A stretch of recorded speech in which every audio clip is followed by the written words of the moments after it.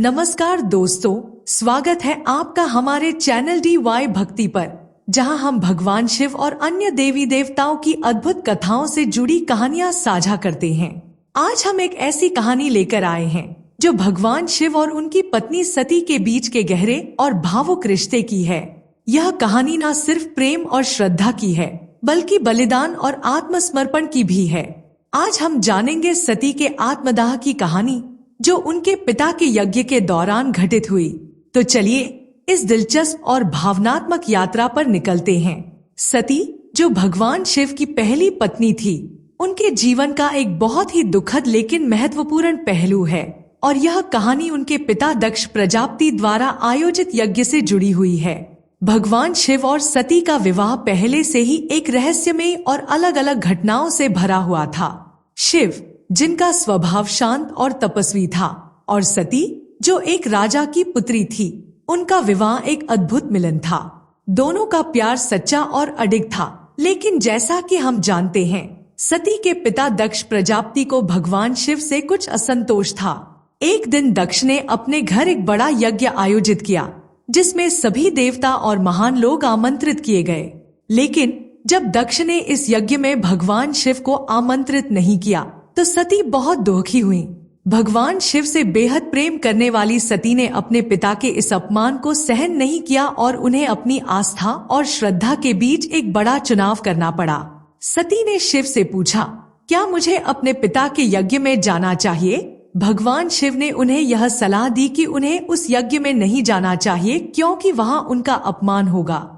लेकिन सती ने अपनी इच्छा और सम्मान को सर्वोच्च माना, और वह बिना किसी को बताए अपने पिता के यज्ञ में चली गई। जब सती यज्ञ स्थल पर पहुंची, तो उनका स्वागत बहुत ही निराशाजनक तरीके से हुआ। दक्ष ने उन्हें न केवल तिरस्कृत किया, बल्कि भगवान शिव के बारे में अपमानजनक शब्द भी कहे। यह बात सती के दिल को बहुत गहरे तक चुभी। उन्हें यह सहन नहीं हुआ और उनका मन टूट गया।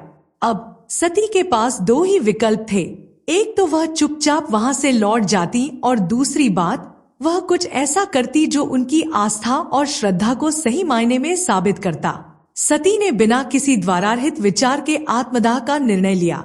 उन्होंने यज्ञ के समक्ष अपना शरीर आहुति के रूप में दे दिया।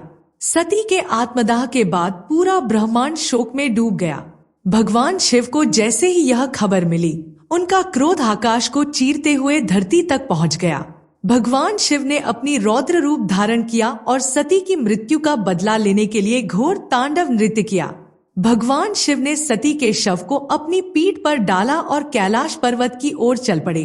उनका यह अद्वितीय प्रेम और आस्था एक शक्ति बनकर उभरा।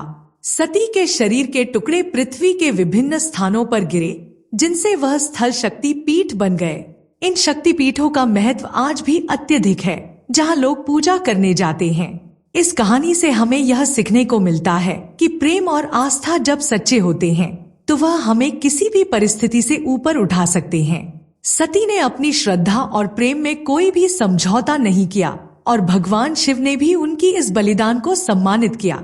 भगवान शिव का तांडव और सती के शरीर के टुकड़े की जो यात्रा थी, वह जीवन और मृत्यु के चक्र की शक्ति को दिखाती है। यह घटना हमें यह समझाती है कि जीवन में कई बार हमें अपने सम्मान और आस्था के लिए कठिन निर्णय लेने पड़ते हैं। सती ने ऐसा ही एक निर्णय लिया, जो उनके प्रेम और भक्ति को सर्वोपरि मानता था। उनका यह बलिदान एक गहरी सीख देता है कि किसी भी रिश्ते में यदि प्रेम और श्रद्धा सच्चे होते हैं, तो वह किसी भी स्थिति में टिके रहते हैं। आज हम सती की शहादत की इस कथा को जानकर यह समझ सकते हैं कि भगवान शिव और सती का रिश्ता केवल भौतिक नहीं था, बल्कि यह आत्मिक और दिव्य था। सती ने जो बलिदान दिया, वह केवल एक कड़ी दुख की कहानी नहीं थी, बल्कि उस बलिदान ने शिव और सती के रिश्ते को अमर बना दिया।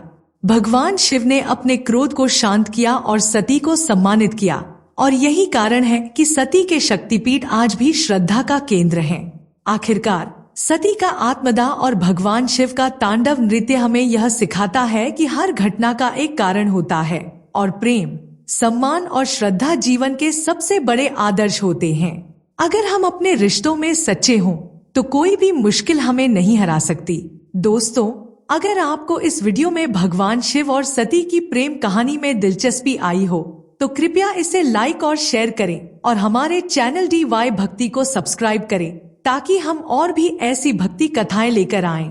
धन्यवाद।